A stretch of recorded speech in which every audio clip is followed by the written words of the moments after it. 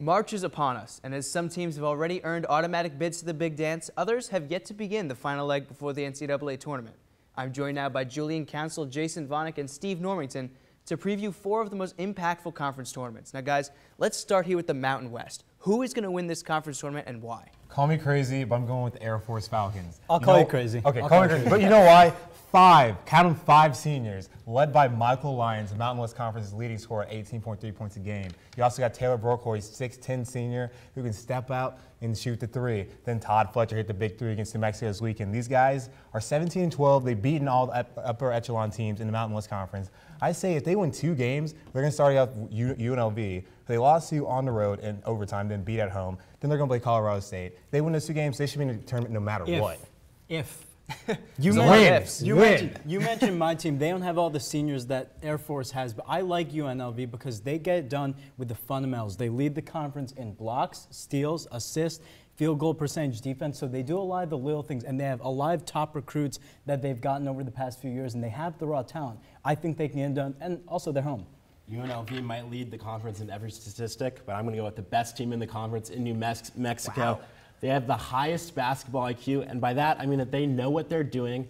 They have great roles. Each of their players knows exactly what's going to go on, premeditated onto the court. You have Alex Kirk, who's a great 7-footer. He gets to the rim, he blocks shots. Kendall Williams leading the team in assists and also can score, knocks down 3-pointers on the regular. And putting up 40 points in a game, that's insane. 3 experts, 3 teams chosen out of the Mountain West. I'm impressed, guys. Very variety of teams in this one. Let's move on to the ACC. Who do you guys have winning the ACC? Jason, start with you. For me, it's pretty simple. I think Duke is going to come away and win this tournament because they have a very good inside-outside game on offense. Their defense is a little bit shaky, but if they give the ball to Mason Plumlee and he gets double-teamed, that opens up the perimeter for someone else to take an open shot. With Rashid Suleiman, Seth Curry, Quinn Cook, they've got a lot of good 3-point shooters, too. I think they get it done, and they have that experience. Duke is a great team, but I'm going to go with Miami here.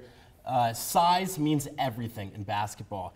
It's how the game is determined, and this team is just huge. We're talking they have 3 players that are over 6'11" on the front line, and then McKinney Jones and Druid Scott are over 6'5", playing the small forward and shooting guard position. They make it very tough on defense because of their length, and because of that, they're able to control the tempo and make teams slow the pace down, which plays to their strengths, having one of the best guards in the nation in Shane Larkin. See, that might be true, but let's see. Duke, they're playing in Greensboro. Year in, year out, you always see that Duke is the only team that even cares about this. This is Coach K's tournament. Yep. Roy Williams at Carolina says he doesn't even want to play in this. Duke doesn't matter. Like they're gonna have a huge crowd there because Durham is only an hour away. It's gonna be Duke. They haven't lost a game without Ryan Kelly. The Blue Devils will once again win the ACC tournament. Sorry, Steve. 2 out of 3 on this one. Duke with Ryan Kelly is too scary to not pick them to win this tournament. Let's move on here to New York in the Big East. Last time we might see this conference together in this tournament. Who do you guys have winning the Big East Conference tournament? Certainly sad. I'm going to go with Louisville here. They're playing great basketball right now. The best defensive team in the nation. They're second in steals behind VCU with that Havoc offense. They just force turnovers, and right now they have the best adjusted defensive efficiency of any team since 2003. Russell Smith and Peyton Siva are great in the backcourt. They first turnovers, and you have Gordy Jang just absolutely blocking shots. He's a man-child down there, and he's developing a post game. That is scary. Yeah, Louisville might be like that, but I'm going to go with Georgetown.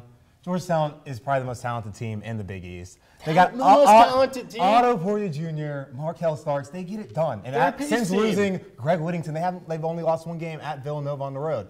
This team, they play that slow Princeton-style offense, but more up-pace.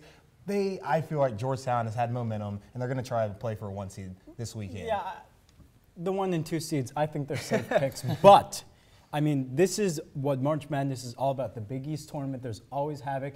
In 3 of the past 5 years, a team seeded 6th or lower won the tournament, and I think that Notre Dame is going to keep the streak up. Yeah, they are very, very efficient, and they have great awareness, basketball IQ, one of the best teams in terms of assist-to-turnover ratio. No doubt. And they have 2 guys who have over 5.5 assists per game. I think Notre Dame finds a way to get it done. I'm going to have to side with Julian and Georgetown on this one. Momentum going into Otto Porter Jr., hard to bet against him. Let's move on here to the Big Ten Conference that's been in the top 10 a lot at the end of this season. So who do you guys have winning this top-heavy conference? We just talked about momentum. Indiana, after pulling that Houdini against Michigan on Sunday, This team won their first outright Big Ten title since 1994. I've been saying all year, they're the deepest, most talented team in America. Oladipo, Zeller, there's no contest here in Chicago. Big Ten, yes, it's been a great conference, but Indiana, they want banners, and they're going to put another banner up. Julian, here's the thing. The best team doesn't always win. They simply don't. And yes, that's a lot of momentum, but I think that Michigan is going to get a lot of, I guess, feelings, and they want to win this tournament because of how they ended the regular season. Trey Burke leads that team, and they are terrific with decision making. Too inconsistent. I know, but they take good shots. Going to win the Big Ten this year is the Ohio State Buckeyes. They are oozing confidence, One-man like a team. middle school boy getting his first dance right now. They've won 5 games in a row against your Indiana Hoosiers, Illinois, Michigan State, and the Illini, some of the best teams in the nation. And they're no longer relying just on Deshaun Thomas to get them wins. Aaron Craft is stepping up his game. Shannon Scott and all those other pieces are filling together to make Thad Matta's one of the most dangerous teams going into March. Can't find anywhere to agree between these three guys. We It's going got to be an Duke, though. We exciting. agreed on Duke. One team They only agreed on go it. in Full Brian conference Kelly will not tournaments. score 34 points. It's going to be a Have fun balls. beginning to March leading up into that tournament, but it is time for another break.